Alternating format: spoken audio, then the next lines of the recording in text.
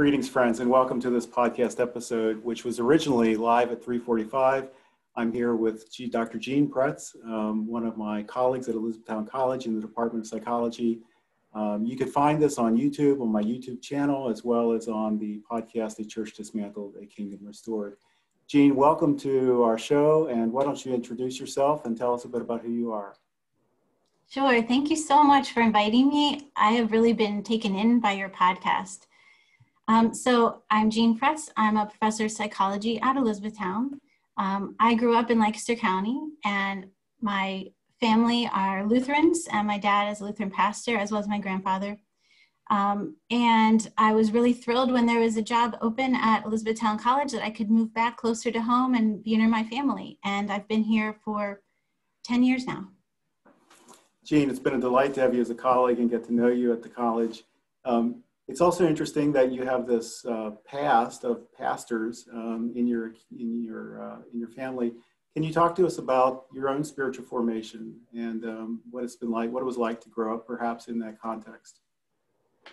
Sure. I mean, as a pastor's kid, the church community becomes your family, and that was definitely my experience. I actually grew up in Ephrata, and my dad was the pastor at our church for my entire growing up, almost to his retirement. So we didn't move around to different churches. So I grew up with dozens of aunts and uncles and dozens of grandparents who are the members of our church, and I felt warm and accepted. And so for me, church was always a very safe place. And my parents modeled like the importance of church, the importance of having a faith life, that we're committed. We go every Sunday, we participate in all the extra services, and it's something that you do. It is part of who you are. So that was like an important model that I've carried on to my family now, which isn't as much the case for a lot of people like in my generation. Also, I feel like my parents, the one thing I really appreciate about the way I was raised in the church is that I was a kid who had a lot of questions. You know, I'm a psychologist. I want to study human behavior. I want to know why people do what they do.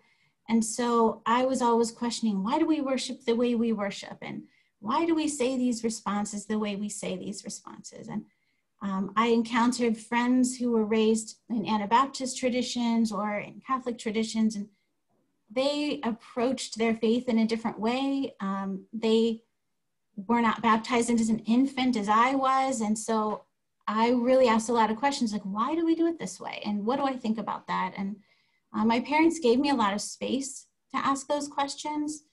And I think that's really the key reason that I continue to be engaged and grow in my faith life, because if I was shut down, I wasn't going to be satisfied, you know? It led me to a lot of interesting encounters with friends who took a more like fundamentalist or literal reading of the Bible, whereas in the Lutheran tradition, we see the Bible as the inspired word of God, and we recognize that you need to take into account cultural context, or perhaps do some more academic study to understand, you know, what is God really saying here? So my parents pointed me to scripture, but I didn't always come up with the same conclusions as my friends. And I would take those questions to my parents, and they didn't tell me what to think, but they gave me room to explore those. So Jean, can I jump in here a moment? So you're growing up in the church. Sounds like it had a real community context to it. That is, there was your family that was there. How do you think that has impacted kind of your continued faith development or the way you think about what church was? Because that's unusual for many people to grow up in these days in a community where the church is community and the community is church. I mean, for us, like church was our social life. You know, we did all the activities all the fellowship activities, that was my social life. And I think I've continued to expect that or seek that out. So when I went off to college, I went to Wittenberg University, which is a Lutheran affiliated college, and I became involved in campus ministry there. And when I went to graduate school, I sought out the campus ministry there. And I always was seeking that community where I could continue to engage in all of this questioning. So I guess it led me to expect welcome and expect people to treat me the way I had been treated before. And I guess I was just very lucky because I did continue to experience that.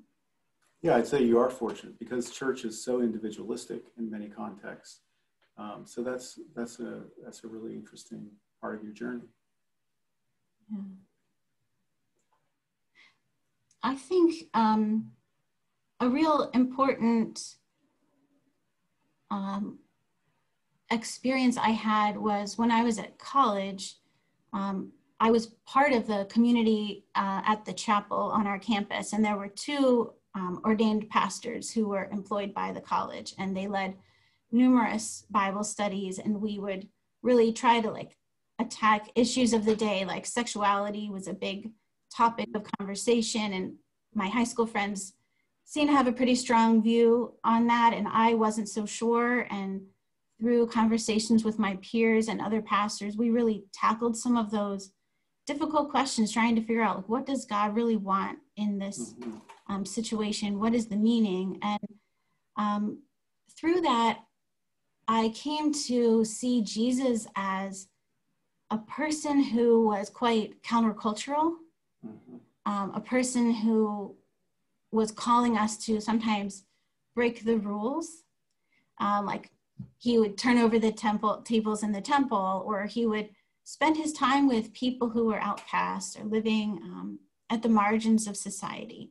And that had a huge impact on me because I feel like so much of the church is in this country like very majority culture. And it reminded me though that when I would sometimes go along with my dad when he'd do visits to like people who are homebound or people who are shut-ins, he would always just have such a welcoming attitude to everyone he was coming to see. Like he was just thrilled to see them. Even walking down the hallway in a nursing home, there'd be like someone who was not able to even like say hello, like completely. And he would just be like, "How are you? I'm so excited to see you." And it just modeled for me like unconditional love. Like this is the kind of love God has for us, for everyone. And so that really made a huge impression on me as a kid. And then I think kind of pervades as a theme throughout like my faith life as it goes on. Like God has room for everyone. God loves everyone.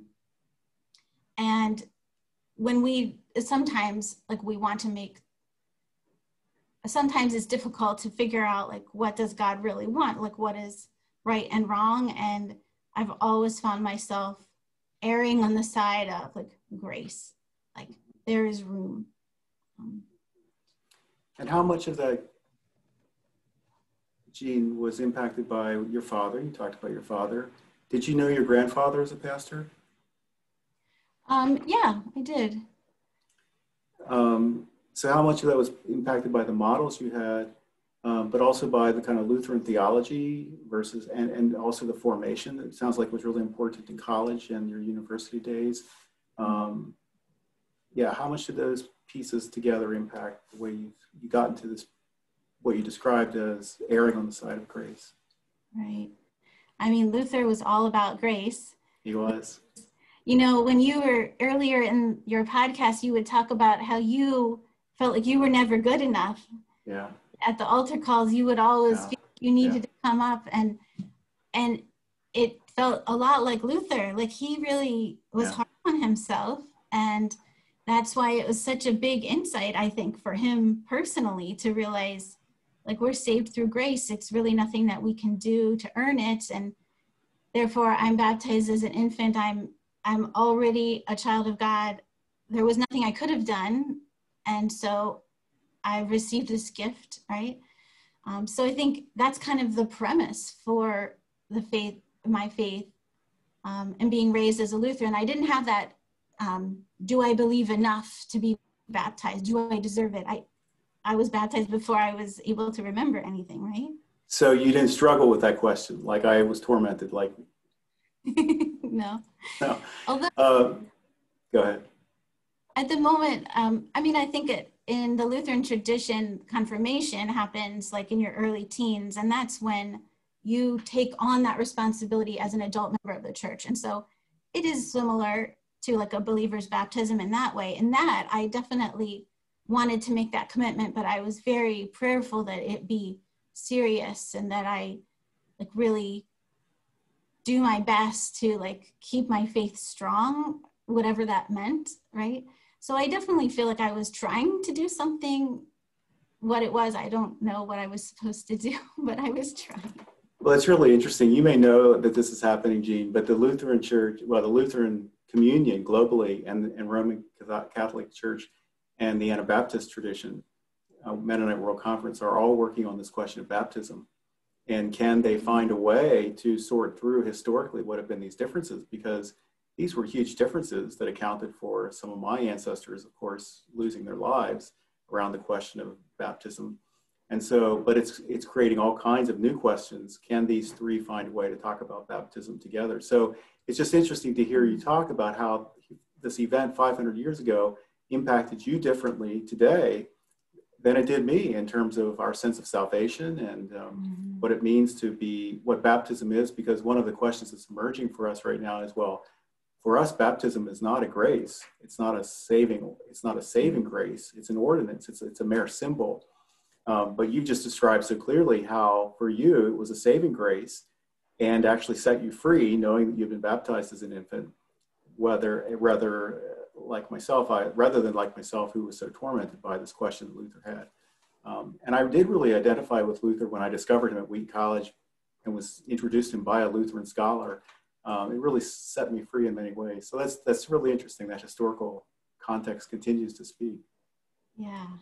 Oh, that's interesting. I hope that they work it out. I'll be curious to see how they do. Yeah, it will be interesting. I don't know what the likelihood is. We didn't do it 500 years ago, so we'll see. Yeah, yeah. So continue. So I feel like during college, I started to see Jesus as a radical, a person who hung out with all the lower caste of society. And then it sort of primed me for an emphasis on social justice. And when I got to graduate school at Yale in New Haven, Connecticut, I all of a sudden was like, in your face, you see this elite institution with this beautiful campus and all these people who have so much privilege, myself included. And then you have across the street, deep poverty, inner city regions that people have just been left behind and have no say. And so when I found myself in New Haven, I really wanted to, again, find a community. And I did become part of the campus ministry, but I also joined a mission church in the inner city area of New Haven. The members were primarily African-American. It was in a Hispanic neighborhood. And I was one of the very few white people who showed up there. And that really formed my experience. And it's complex because the pastor was also a white woman, and there were seminarians from Yale who would come in to, as part of their training. But again, they were also white pastors. So it's kind of complex. There's definitely a power and race thing going on there. But through my experience in that congregation, I gained a little bit of insight into, what life in poverty can look like, what it looks like for those who are pulling themselves out of it. What does it mean to support and walk alongside people who are trying to get themselves out of a challenging situation that keeps sucking them back in. And so that was an important learning experience for me. And it, I would say, radicalized me to see we can't just sit around and let things happen. We need to work hard. Jesus would be with the people in my congregation. Jesus would be with those who are being, run out of their neighborhood because somebody with a lot of money wants to build a magnet school here, which is what happened. So that primed me for that, and I got involved in community organizing, starting there, and then took that into my work when I took my first faculty job at a small school in central Illinois. And I found a congregation that was doing community organizing, and we worked on living wage campaigns to try to, reduce inequities. And race wasn't such a big issue in central Illinois, but we worked on other equity issues that we found ourselves in. So I tried to bloom where I was planted and really follow that same theme. So at this point in your life, how do you continue to see that expressed, Jean? How are you working at that now? Yeah.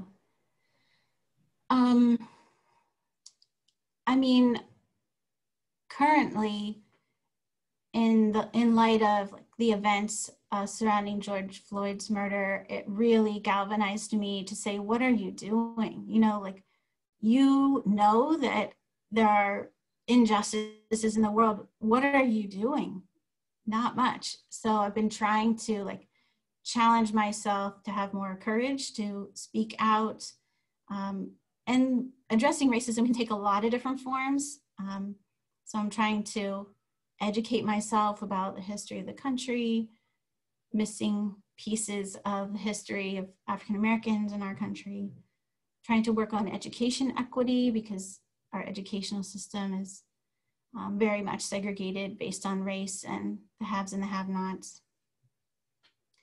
And I think this also plays out in my professional work.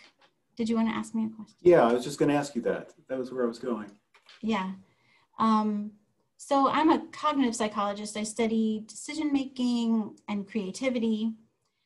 And my whole premise is that people have a lot of different abilities. And there's variety of gifts, but the same spirit, right? There's a lot of different ways in which we're equipped. And if you look at my field in psychology, we tend to value certain abilities more than others, like IQ. It's like an extremely problematic construct that's had a huge impact and still has a huge impact on people. For graduate school, I studied with Bob Sternberg, who has a theory of intelligence for which that type of analytic or IQ intelligence is one of three. And the other two are creative intelligence, your ability to come up with new ideas, and practical intelligence, which is your ability to apply those ideas in the world. And so my focus has always been on creativity. So I'm thinking people have abilities beyond just the ones that are measured on IQ tests or standardized tests, or even in our classes. Our classes tend to value critical thinking or writing skills, but there are other abilities that are going to be very important for serving you down the line or coping with a worldwide pandemic. Sometimes what you know doesn't work and you need to come up with new solutions. So for me, studying creativity is an example of studying all the different beautiful variety of abilities that people have, that in that sense, that ability is commonly marginalized and not valued at the same level. So I'm trying to shine a light on its value as well. Jean, can you talk about what that looks like in terms of research for you, or writing, or projects? That how does that get expressed for you these days in your work? So I had a large project a number of years ago where we were encouraging applicants to the college to fill out an optional supplement to the application, where they would basically complete some creativity tasks like brainstorming uses for an everyday object, or writing an essay about a dream project that they would like to pursue. And then we tried to see how well their performance on those measures lined up with the traditional indicators used to evaluate their application, like standardized test scores and high school GPA. And it turned out that there's not zero overlap, but there's not a whole lot of overlap. And if we were to include creativity as an additional indicator, we could improve our ability to predict who would do well at the college. So that was one way I was trying to balance out the abilities that people were, that were represented. So are you working against, so I'm just thinking of sociology and of what I talked about in the podcast of Max Weber, who said we were going to get locked into this iron cage as a result of the modern world, and we would lose that part of who we are, that creative piece, that piece about mystery. So do you feel like are you fighting that? Do students resist this idea about that this kind of intelligence is important? Or what's it like to bring this kind of emphasis on creative intelligence into a context where I think it's often not valued, not recognized? Yeah. I mean, in my experience, students embrace the idea that they are not summed up in a standardized test score. Mm-hmm. And that's pretty universal. When I give them assignments where they need to be creative, for like an end of semester project, they get nervous because it's not something they've been commonly expected to do or given feedback on their skills in.